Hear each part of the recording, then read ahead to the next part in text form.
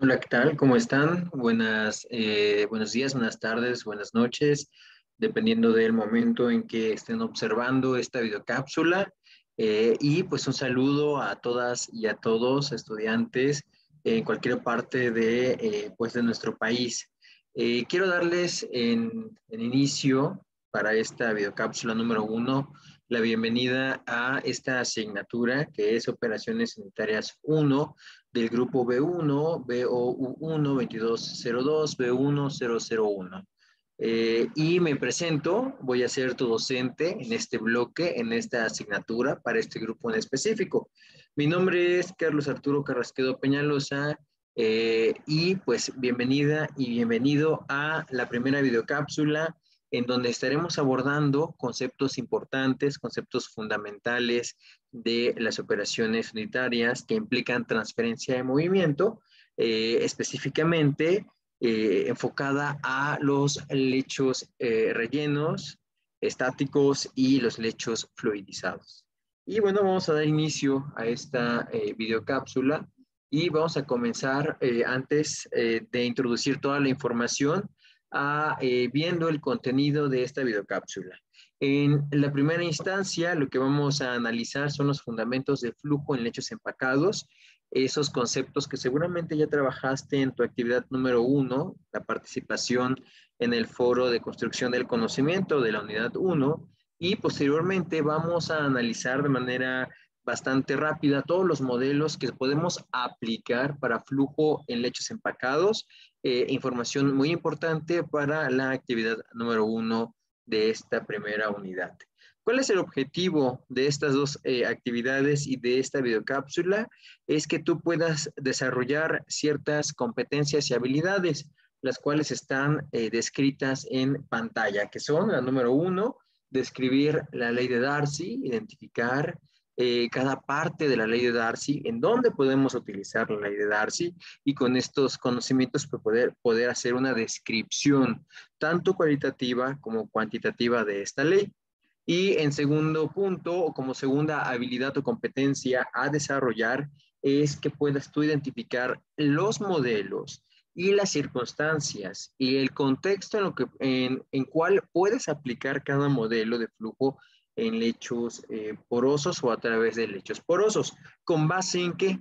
Con base no únicamente en las propiedades físicas como la viscosidad y la densidad de los componentes del sistema, sino también pues todas la operación, es decir, todas aquellas propiedades como el flujo, la caída de presión, la velocidad de flujo, pero sobre todo el régimen en el que podemos aplicar este tipo o qué modelo podemos aplicar específicamente en el contexto en que se esté dando. Y algo muy importante para iniciar esta videocápsula es poder hacer una diferenciación entre lo que es un lecho empacado y lo que es un lecho fluidizado. Si bien los dos comparten eh, muchas características similares en cuestión de cómo se ha armado un equipo de lecho empacado y lecho fluidizado, sí existe una diferencia. Primero comenzamos con definir y describir qué es un lecho empacado. Un lecho empacado es un sistema, una geometría, generalmente tanques cilíndricos, que han sido llenados o rellenados con sólidos.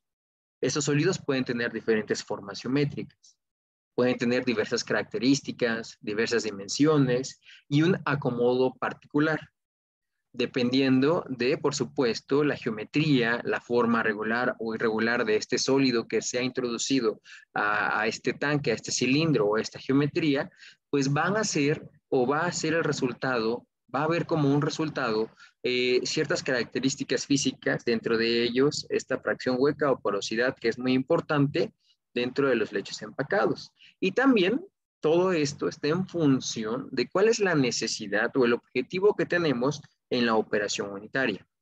¿Y cuál es la diferencia con el lecho fluidizado? Bueno, un lecho fluidizado es también una geometría que ha sido rellena con un sólido. Sin embargo, por efectos de presión y de velocidad de flujo, este lecho no está estático, ¿vale?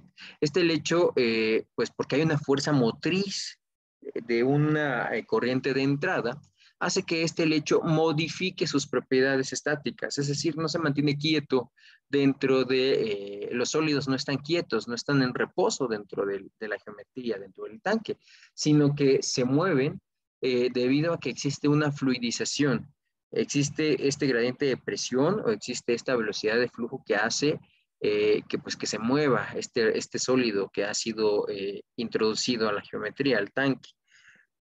¿Y qué es lo que sucede? ¿Cuál es la importancia? Que las características sí cambian. Es decir, un lecho empacado generalmente mantiene su porosidad, su fracción hueca, el número de canales, el área específica que está expuesta al fluido. Sin embargo, un lecho fluidizado, al fluidizarse y eh, pues dependiendo de la capacidad de fluidización, la cantidad de área expuesta de los sólidos que han sido empaquetados, pues puede aumentar, así como toda la configuración de los canales, la porosidad y las diversas variables que están dentro de estas operaciones unitarias.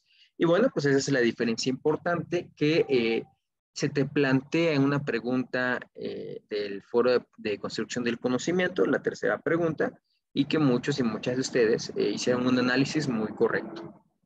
Ahora, ¿existe flujo en estos dos lechos, tanto en empacado como en fluidizado? Sí.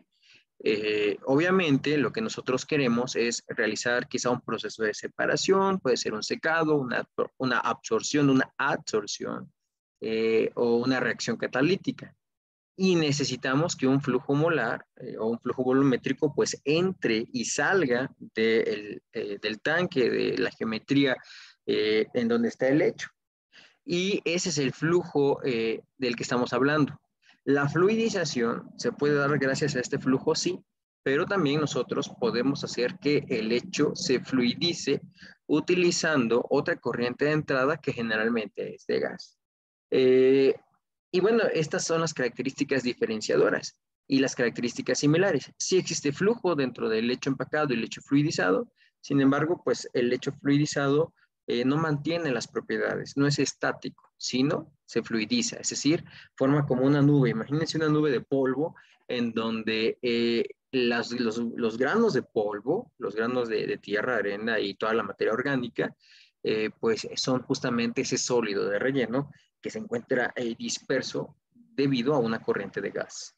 Y esto es gracias pues a una diferencia de presión suficiente para que exista pues este movimiento.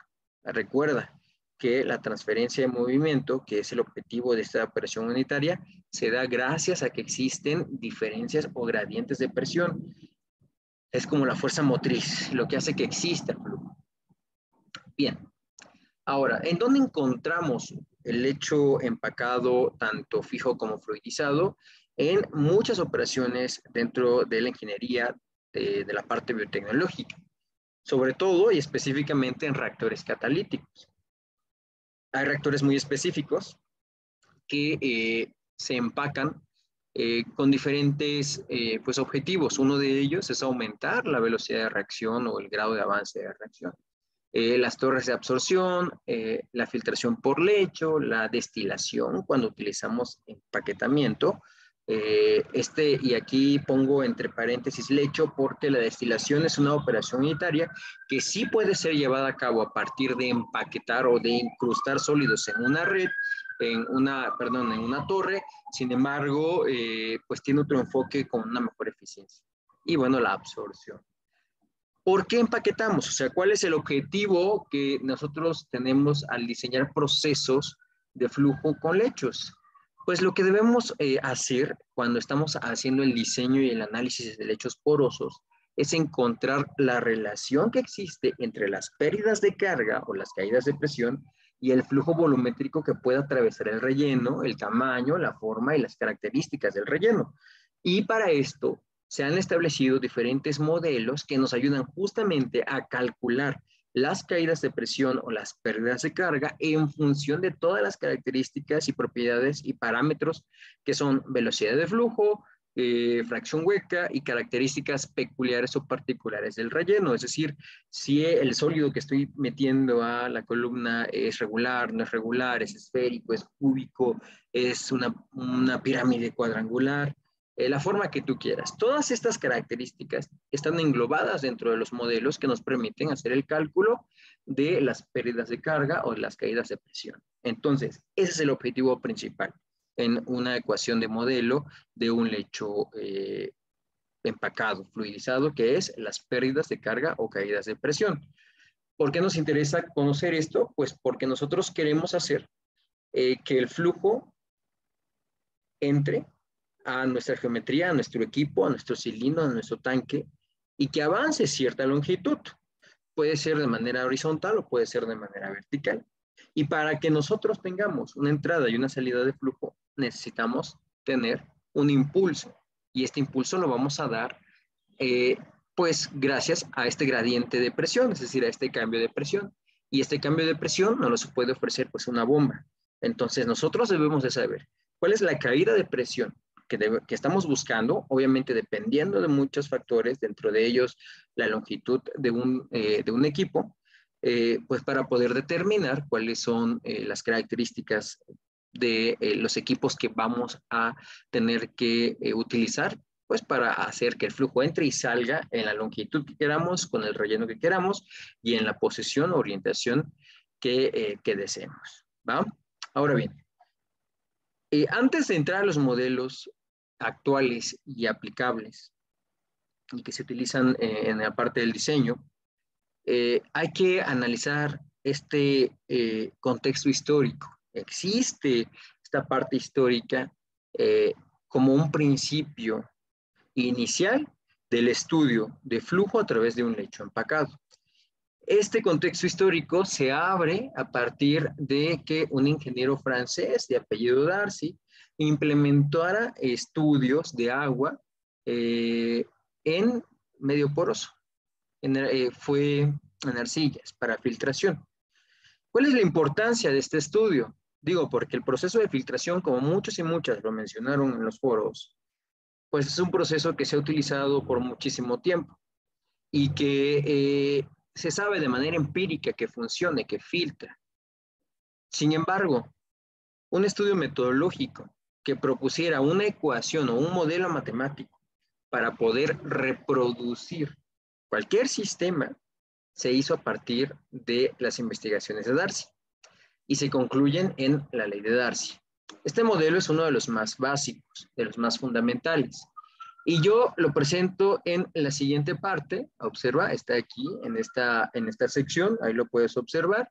Y está expresado en términos de la caída de presión, este delta P. Acuérdate que este triangulito que se llama delta significa un cambio en la presión. Y pues representa la caída de presión a través de todo el lecho. Sin embargo, no siempre la encuentras así. En literatura es muy común que encuentres esta ecuación expresado en términos de la velocidad o explícita en la velocidad. Enfocándonos entonces en el modelo de Darcy, observamos que la caída de presión es directamente proporcional a la velocidad a la que está entrando el flujo, al espesor o altura del lecho, e inversamente proporcional a una constante de proporcionalidad. Esta ecuación, de manera textual, se plantea de la siguiente manera, lo tenemos aquí, y dice que la velocidad media o promedio en una sección del lecho es directamente proporcional a la caída de presión que experimenta el fluido a atravesar dicho lecho e inversamente proporcional al espesor del mismo. Y aquí es muy importante, esta K que tenemos de este lado es una constante de proporcionalidad que representa, ojo, representa o se calcula a partir de parámetros físicos del fluido. ¿Qué parámetros? Pues la viscosidad y características del medio poroso, es decir, la permeabilidad. Viscosidad y permeabilidad son los dos parámetros que van a definir a esta constante de proporcionalidad que se obtiene en esta expresión. ¿Por qué es importante? Porque pues es una proporcionalidad. Acuérdense que cuando tenemos las expresiones, así como de manera textual, que dicen proporcional, se necesita una constante que rompa esa proporcionalidad y nos permita hacer cálculos. Y pues esa constante es esta acá y está relacionada con la viscosidad y con el coeficiente de permeabilidad. Ambos parámetros se encuentran tabulados, si los encuentras en literatura, específicos para el tipo de fluido que tú vas a hacer pasar a través del lecho poroso. ¿Qué más debemos tomar en cuenta? Que esta ecuación o el modelo de Darcy únicamente puede ser aplicado a régimen laminar, nada más, ¿vale? Y es muy importante, no es válida para régimen de transición o el estado turbulento en un fluido. Y como lo comentaba, lo puedes observar aquí, pues estas propiedades físicas, pues las encontramos tabuladas en literatura y dependen del material del lecho que está empacado en el sistema. Vamos a iniciar ahora sí con las definiciones básicas que son fundamentales y muy importantes pues para poder establecer el estudio, el uso de modelos y sobre todo para que nosotros entendamos por qué existen ciertos parámetros en los modelos que vamos a aplicar. Vamos a comenzar con la primera definición, que es la superficie específica. La superficie específica puede ser encontrada con un sinónimo, el cual es área superficial específica. Y los dos son lo mismo, superficie específica o área superficial específica. Dependiendo de la literatura, va a ser el término que utilicen, pero pues es lo mismo. Y esta superficie específica o área superficial específica puede estar relacionada a dos eh, eh, integrantes del sistema. Puede estar relacionada al hecho o puede estar relacionada a la partícula.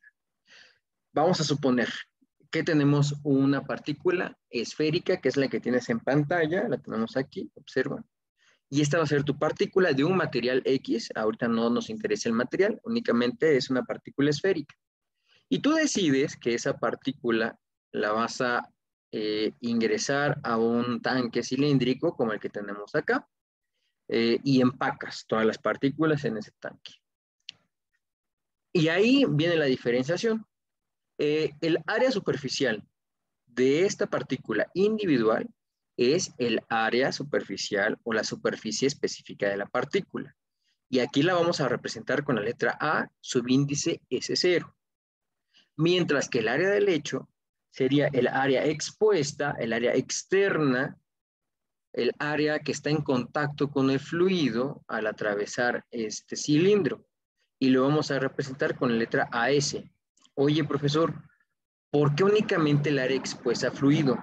Cuando nosotros empaquetamos las partículas dentro de un tanque, por ejemplo, el que está en pantalla, hay partes de las partículas que quedan pegadas unas con otras, muy próximas en su localización. Y esa área que se encuentra una con la otra formando cúmulos o aglomerados de partículas no está expuesta al flujo.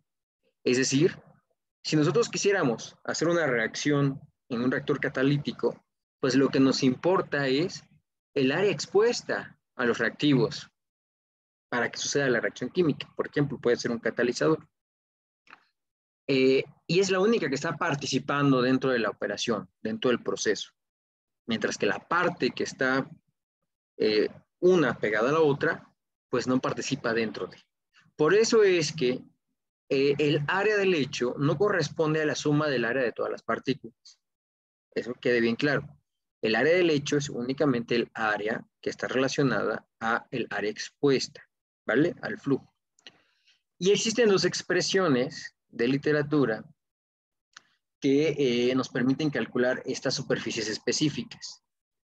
Para el hecho, se evalúa de esta forma, que es el área expuesta a flujo entre el volumen del hecho, y para la partícula es todo el área de la partícula entre el volumen de la partícula. La superficie específica, tanto del hecho como de partícula, se mide en metros a la -1 o 1 sobre metro. Y es importante que recordemos, que tengamos en cuenta, que las partículas pueden tener diversas formas geométricas y que no se limitan únicamente a una esfera. Siguiente, antes, para una esfera, si es el caso que estamos utilizando una esfera, partiendo de esta expresión que tenemos acá, si hacemos un poquito de álgebra con la fórmula para el cálculo del área y la fórmula para el cálculo del volumen de una esfera, vamos a llegar a la conclusión matemática de que el área superficial específica de una esfera como partícula de empaquetamiento es igual a 6 entre el diámetro de partícula, donde el dp pues es el diámetro en metros. Muy importante, en metros. Oye, profesor, pero ¿qué pasa si la partícula no es regular? O sea, ¿qué pasa si no es una esfera? Idealmente, ¿no? Pues sería una esfera. Nos ahorra mucho cálculo y hacer estos procesos algebraicos. Desafortunadamente y afortunadamente también por los procesos, no todo es esférico. ¿Qué hacemos en ese caso? Hay diferentes metodologías, sin embargo, una que está propuesta en literatura y que es bastante eh, buena en la predicción es comenzar a definir un factor que se conoce como factor de esfericidad o que en literatura también se llama factor de forma. Y nos ayuda a caracterizar qué tan irregular o qué tan alejado de una esfera es una partícula para empacar. Un cubo, un cilindro, un triángulo, una piedra, una roca irregular, ¿qué tanto se desvía de una esfera, siendo la esfera la forma geométrica ideal? ¿Cómo se calcula eso? ¿Cómo calculamos esa desviación, esa irregularidad de las partículas de empaquetamiento? Dividiendo la superficie de la esfera entre la superficie de la partícula, ¿vale? Haciendo eso, pues vamos a poder obtener nosotros qué tan irregular, qué fracción, qué porcentaje de irregularidad tiene con base en una esfera. Y eso es bien importante. Fíjense, afortunadamente, si tú revisas todo el material de apoyo, vas a encontrar que existen tablas tabuladas en donde vienen diferentes formas de partícula con su esfericidad o su factor de forma. Y para una esfera, este factor de forma o esfericidad pues vale 1. ¿Por qué? Pues porque si dividimos el área superficial de la esfera entre la superficie de la partícula, que es una esfera, pues esfera entre esfera da 1. Sin embargo, vamos observando en estas tablas que conforme se hace más irregular la forma del empaque, nos vamos alejando de la idealidad, nos vamos alejando de la esfericidad. Observamos, por ejemplo, que este factor de esfericidad o factor de forma para un cubo es de 0.81, de un cilindro en el cual la altura es igual al diámetro, es 0.87, y por ejemplo para los anillos Rushing, que son anillos o un empaque bastante utilizado en la industria, pues va de 0.26 a 0.53. Este factor de esfericidad nos ayuda a definir qué tan grande o pequeño es la partícula. Para una esfera, este tamaño está en términos o se mide en función del diámetro de la esfera. Pero para una partícula irregular, no podemos medir un diámetro de la esfera porque no tenemos una esfera como partícula. Tenemos una partícula que tiene una forma muy distinta a una esfera. Pero el tamaño de esa partícula la vamos a medir también en términos de un diámetro. Este diámetro se conoce como el diámetro equivalente para partículas irregulares nada más. Y este diámetro equivalente lo podemos obtener multiplicando el factor de forma o el factor de esfericidad por el diámetro de la esfera. Este diámetro de la esfera es calculado con la expresión que tenemos aquí abajo, en donde el volumen, ojo, donde el volumen es evaluado con el diámetro de la partícula irregular, ¿vale? Ojo con eso. Es decir, si nosotros tuviéramos un cubo, el volumen que debemos de insertar en esta expresión debe ser el volumen de un cubo. Estamos asumiendo que ese cubo se comporta como una esfera y le vamos a calcular el volumen de un cubo como si fuera una esfera. Y a partir de ese cálculo podemos obtener el diámetro de ese cubo, pero como si fuera una esfera. Y esto lo vamos a multiplicar por el factor de esfericidad o el factor de forma y vamos a obtener pues el diámetro equivalente. Este diámetro equivalente lo puedes hacer, lo puedes calcular directamente haciendo tus mediciones o lo puedes consultar en tablas. Las dos son válidas, sin embargo, pues dependiendo de la literatura Y dependiendo de tus mediciones, este factor de forma puede variar considerablemente. Vamos a ver el siguiente ejemplo. Fíjense, esto está relacionado justamente a cómo resolver un ejemplo relacionado a el cálculo del factor de esfericidad o la esfericidad de una partícula irregular. Dice así el ejemplo. Yo predigo que los plátanos felices barrerán pronto el país. Se producirán pasando óxido nitroso fácilmente absorbible, conocido como gas de la risa, a través de un lecho relleno de plátanos de América Central, que están verdes, pero ya desarrollados. Para implementar este proceso, se necesitará saber la pérdida de presión en estos lechos de bananas. Para conseguir esto, es decir, para poder hacer el cálculo de la caída de la presión, primero debemos de estimar el tamaño efectivo del plátano a partir de las consideraciones mostradas a continuación.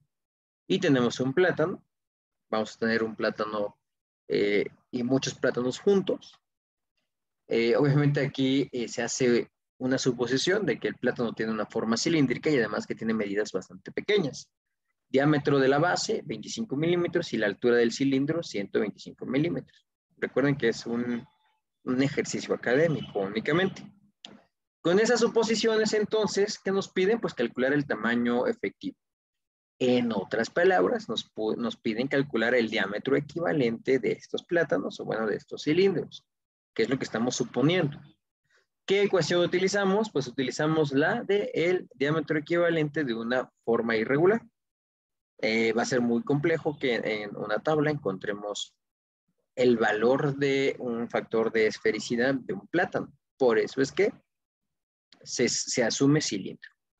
Y para esto vamos a utilizar una pizarra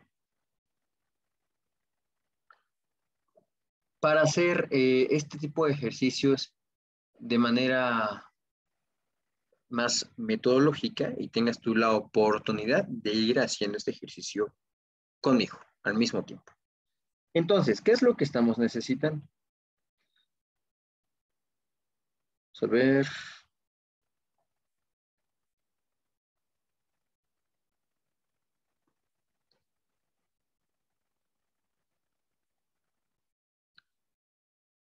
Entonces, lo primero que debemos hacer es tener siempre pues una estructura metodológica para hacer este tipo de ejercicios.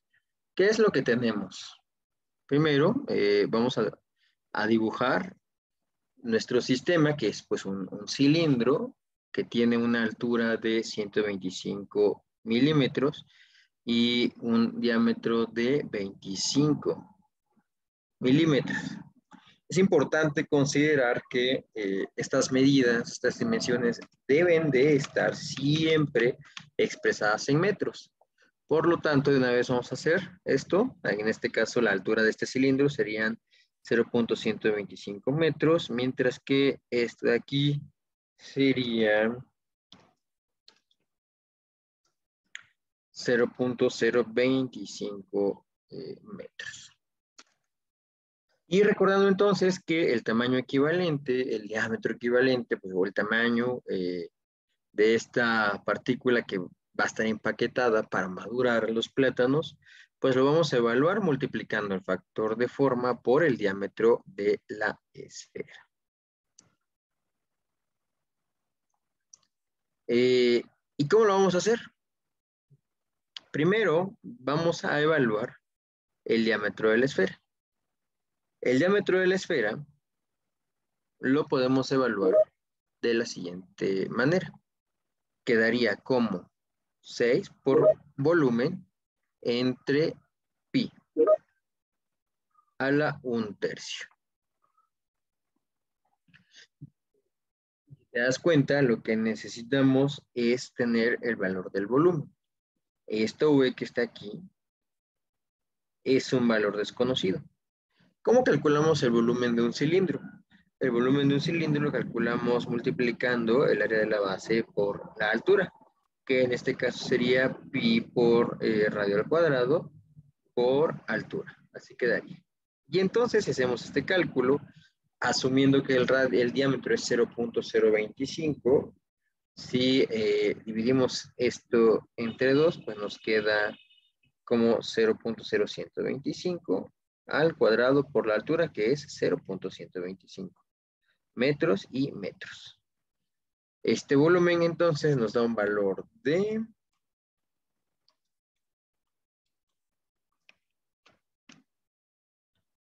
6.1359 por 10 a la menos 5 metros cúbicos. Observa que ya tienes este volumen. ¿Qué es lo que tienes que hacer? Únicamente meter el valor de este volumen que estamos calculando aquí en esta parte y hacer la operación. Con eso podemos obtener el diámetro de la esfera. Por cuestiones de tiempo no lo vamos a hacer completamente. Ahora, ya tenemos esta parte. Vamos con el cálculo del factor de esfericidad o el factor de forma. Si tú recuerdas, el factor de forma lo calculamos obteniendo la superficie de la esfera entre la superficie de la partícula.